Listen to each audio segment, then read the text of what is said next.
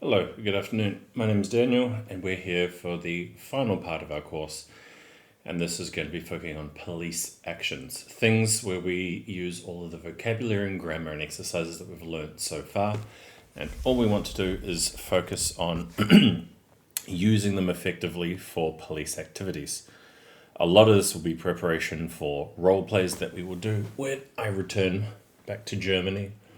And once we have done these things, then we will you'll have everything that you need in order to do all the exercises in class. So again, everything we're doing so far has been learning and preparing for the exercises, and yeah, all these activities will be working towards that. So let's look at the idea of today. So the idea of today is going to be looking at how police sometimes interact with the public, and phrases and sayings that they need in order to interact with people correctly in order to take reports. So I have here a very interesting video that we'll be looking at. Wait, here we go. Briefly, just to look at exactly what's going on here. It's an old video, and what we'll be looking at here is an example of a police interaction that doesn't go well. So please watch this, and then we'll make some comments on what does not go so well with this particular interaction.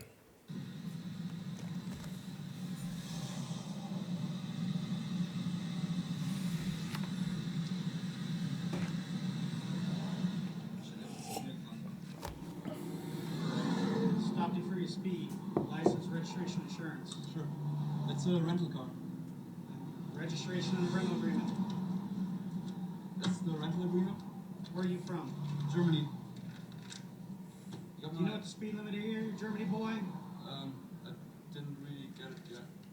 Then why are you driving in my country? Um, Why are you driving if you're not paying attention to the speed limit? is it 70?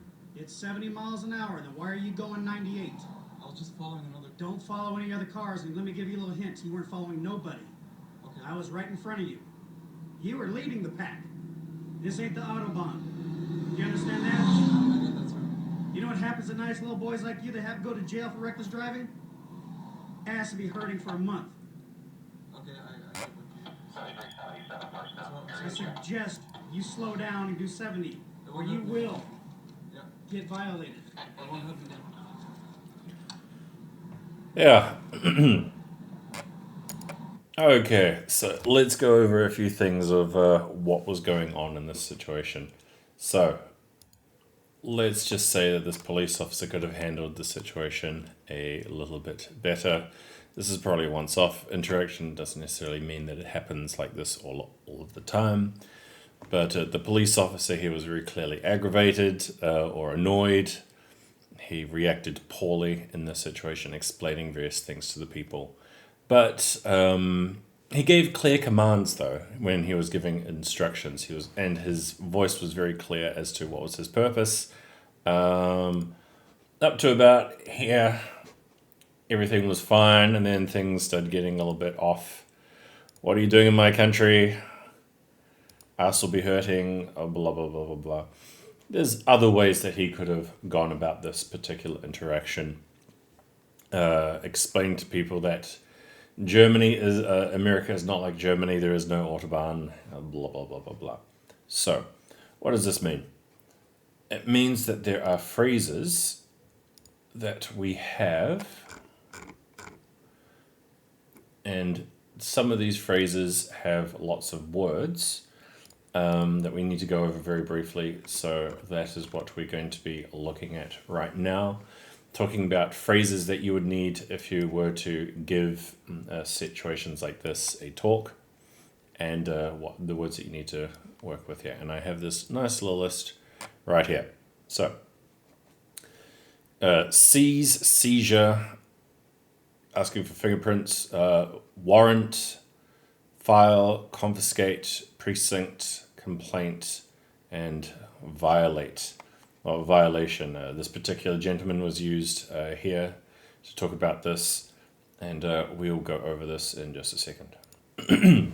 So we have here these words that we need to know, and we'll be using this for the report. So the first word that we have here is seizure. Seizure is a very useful word, and seizure is the action of taking something from someone during a search. The next lesson we'll be looking at phrases to say in a search. But seizure is basically the act of taking something away from someone. And then there's confiscate, which we have over here. Confiscate is a very unique word. If we look it up here, is that confiscate has a very particular meaning in terms of how things are taken away from you.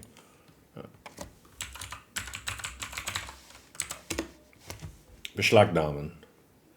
You could also say konfiszieren and so on and so forth. But if you look at confiscate and then you see seizure,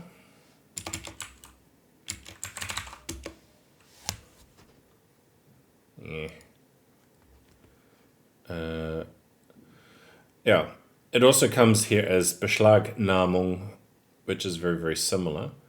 But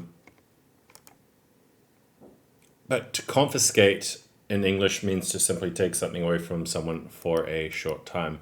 Whereas Beschlagnahme, often, or Beschlagnahmung, it means it's gone for good. You will not be getting your items back. So when you look at these two particular words, the main one you need to know is that seizure is when you're taking the things, and if things are confiscated, they are gone for good. For example, they're not getting their drugs back, they're not getting their gun back without a lawyer, stuff like that. Now, this has been confiscated, it's gone for good. Your items have been seized. They have been seized for now. Remember how confiscated, it's finished, it's done. They have been seized, they have been taken. It's been taken for now, but the action is not unfinished, so you can possibly get it back. Okay, fingerprints, everyone should know this. Warrant, I keep bringing this word up because it's necessary to learn. Warrant is Durchsuchungsbeschluss, or you could say it's the one where you arrest people. So an arrest warrant is what you use to say, I have a piece of paper saying that you have to come with me. File, often this will be an item at a police office with various numbers and details on people. Sometimes this can be translated as Aktien in German. So, for example, we have a file on this man already. We have already laid a complaint. We have a file on this particular person. And sometimes file will be translated as case, depending in German. For example, you will have a Sachbearbeiter, and this person will work on a case. And this case will have a case number. And this is often what will be given to victims and so on and so forth. And these people will need to look at various things, but they always need to have a case number in order to get to the file, which is where all the data is on. Complaint, Beschwerde. If people are angry at you, they'll say, I wish to make a complaint. I wish to see the manager. Think Karens and whatnot. This is a useful word to know in this case. And violation. So many people say that there has been a crime of some kind, or there has been a delicte. Violation is simply saying that you have done an Ordnungswidrigkeit. So a violation is basically the start of a law. Sometimes you would say infringement, they're kind of the same thing. But a violation is a very clear breaking of the law. Infringement is something a lot more minor. Again, but if we go here and we go Ordnungswidrigkeit, it'll probably translate to both. Ordnungswidrigkeit. Yeah, infraction, infringement. Whereas if we throw in violation, Verstoß. Yeah, so Verstoß is much, much, much higher. But if I translate here, do I see Ordnungswidrigkeit? No, we don't. Okay, that's a good one. So they are similar words, but obviously a Verstoß is much more severe, it's much more serious, whereas an infringement, you've just started the touching of breaking the law, so to speak. That's another useful word. Petty offense. Petty means small. It's literally like a petit in French. But petty offense is something that someone has just done, a very basic crime. And precinct, for whatever reason it didn't translate it nicely. Precinct is essentially the police office, the police station. A precinct is a fancier word of saying that. So if you are arresting someone and they say, "Where are you taking me?" We're taking you to the precinct. We're taking you to the place where people are processed, and so on and so forth. Or if you, for example, you confiscate someone's weapon and take them away, they say, "Where can I get my weapon back?" You can get it from the precinct the next day. Okay, so let's move on to the main activity for today. Filing a report. So here I have the classic fill in the blanks exercise. This shouldn't take you guys too crazy long, but we will be here looking at an activity. In this particular case, we are looking at someone who has to write a report. So we have the key words here. They have to go into the blank. Each one goes in once. And these will be phrases that you can use when you're talking to a witness. So this is the start of writing a report. And here are some key phrases that can be used.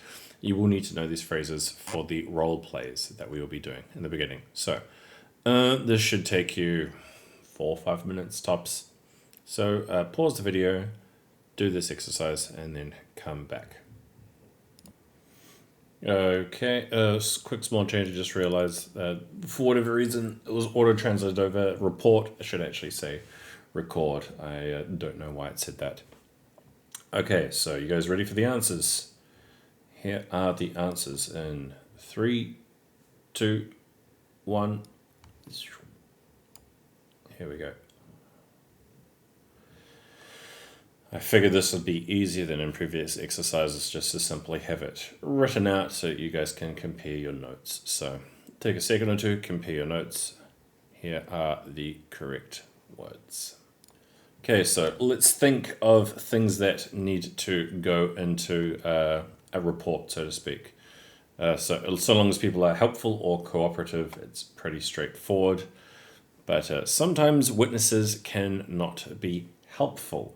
They won't give you all of the details. We have another exercise over here that will be used for everything. This will be a much bigger exercise, but first we want to think of what are some details that need to go to a report. So we often need the crime, the time, the location, the date. What about the person? How do you describe a suspect? I've been told quite often people are not useful in reports because they either didn't see enough or they don't remember things clear enough. We are now going to look at a message from the Metropolitan Police. What? Who?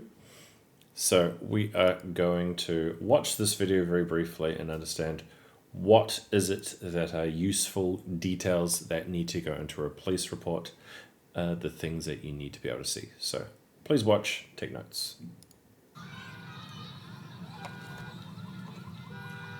Descriptions, when giving it to the police, members of the public, if you follow the A through to H of the alphabet, starting at A, which stands for age. B stands for build, and it can be slim, medium, fat, skinny. C stands for the colour, whether they're white, black, Chinese looking or Asian looking. The D stands for the dress, i.e. what they're wearing, and any highlights of clothing. There might be branded names on the jacket or on their trousers. The E stands for eyes, whether they have glasses or whether they have thick bushy eyebrows, and if you're close enough to describe the colour of their eyes. Yeah. Eyebrows is this part here. Augenbrauen. F stands for face, and this can be something like a long face, short face, chubby face. Particularly important if there's any scarring on the face, and also if they look like anybody. If they look like somebody, well, then please say they look like Brad Pitt or Jennifer Aniston. That gives an idea who to look out for. The G stands for gait, and this is the way somebody holds themselves. Whether they're straight backed, whether they're hunched over, it could be that they walk with a limp or they walk with a stroll. The H stands for both hair and height. If we look at the hair, it can be short, long, cropped, and also the colour, ginger, brown, black, blonde. And if we look at the height, if you know 5 foot, 5.5 foot, 6 foot, 6.5 foot, you can also use tall or short, whatever you're comfortable with when using a description to give to the police regarding the suspect. Thank you.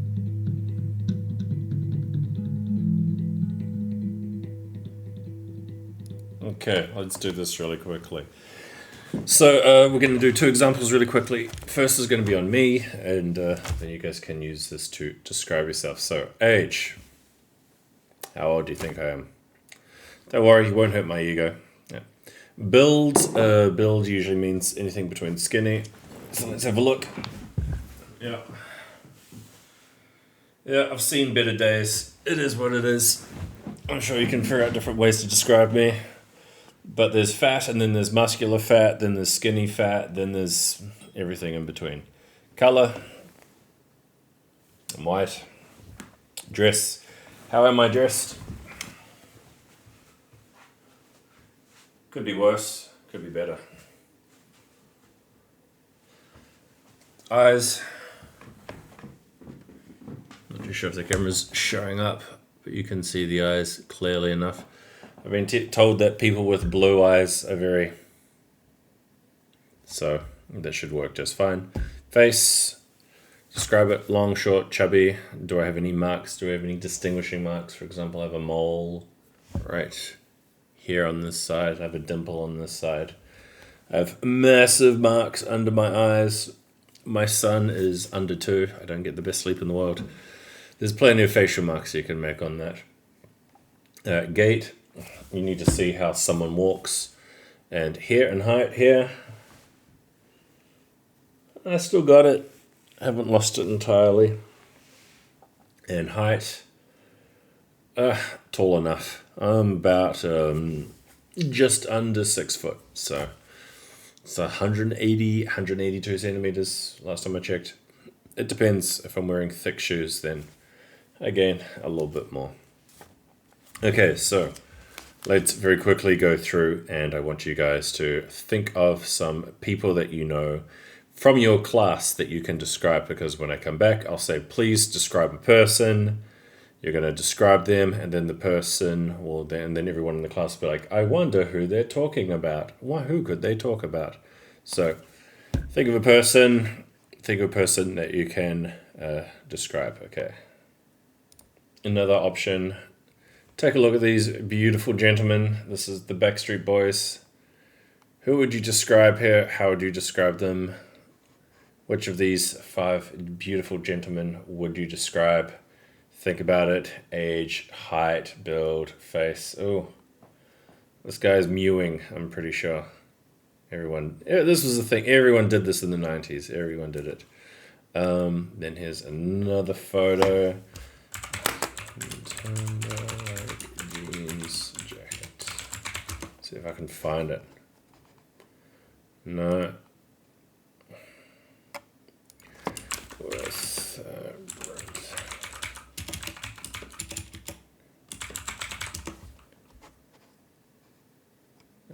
One second.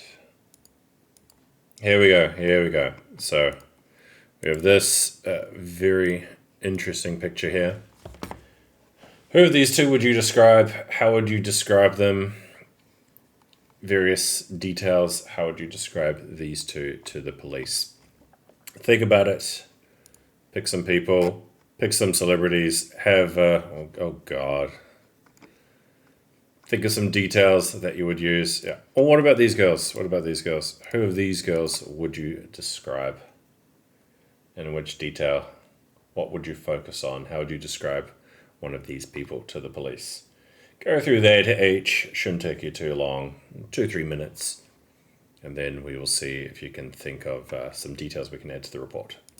Okay, and we're back. So this is the main activity for today. And this is taken from a book. I think the book was English Vocabulary for Police, something along those lines. I've since then adjusted this particular exercise, but it was inspired by one of the books from the library at the Javier.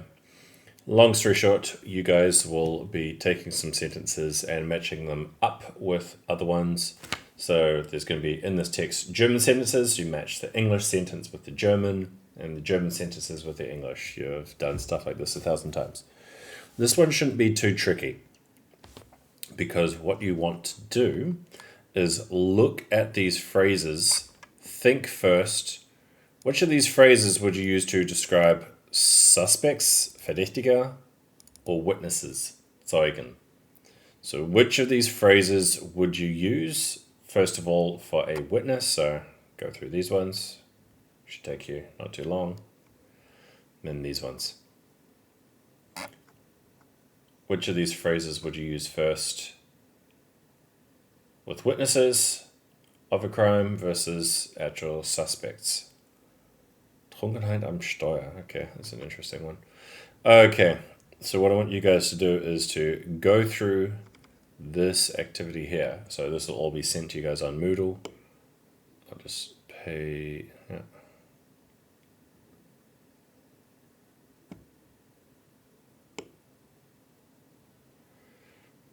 Yes, some of these phrases will be ones that we've already looked at from the exercises. This is sort of a repetition of keywords. But we want to look at some of these phrases that you could potentially use for a report. Keep them in mind. This should take you about 10 minutes. So first, which for witnesses, which for suspects, and then match them up here with these ones here. Go through them all. Match them up, and then come back to me in 10 minutes. Okay, and now let's see some answers. So you guys will see the answers for the exercise. First, we're going to be looking at the German word, at the English words. 3, 2, there we go.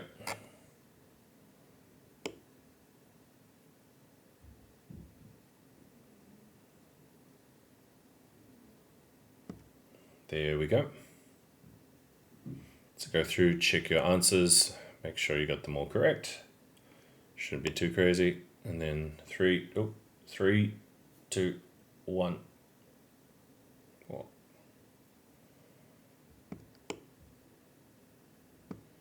here we go. Here are all of the answers for the phrases that we just used. So why do we need to know these phrases? Well, it depends on the crime. You'll be using some of these phrases. So today's lesson, it depends on the crime, but that you will need to know various phrases like this. But I thought at the very least we could look at one example of a completed sentence. This is taken from a book. This is more for Schutzpolizei, but I thought you guys should see the phrase anyway. Okay, so this is often a phrase that I teach the Schutzpolizei. This is a legal instruction, otherwise known as Belehrung, and we will be looking at an example of a phrase that you would say to someone if you were talking to them about a crime. So, you're being accused of having committed an infraction or a criminal offense. You have the right to remain silent, but at the same time, you're welcome to portray your point of view.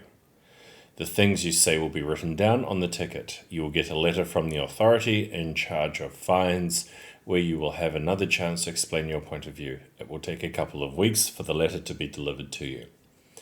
This is often a phrase that is used by the Schutzpolizei, which is why they need to know it.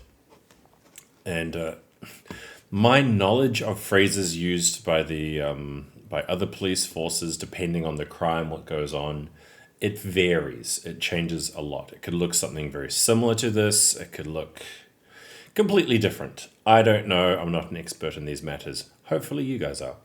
So what I want you guys to do now, look at the phrases that we just used. see if any of them look similar to this. And then what I want you guys to try to do is create a bunch of the phrases that you would use for a witness of an assault or the offender of an assault. So let's imagine you're either speaking to the witness of an assault. What are the phrases from the list we gave earlier would you use for the witness? Which of the phrases would you use for, or for the victim, or for the attacker, the person who committed the offense or the infraction? Which of these phrases here possibly could you use for them?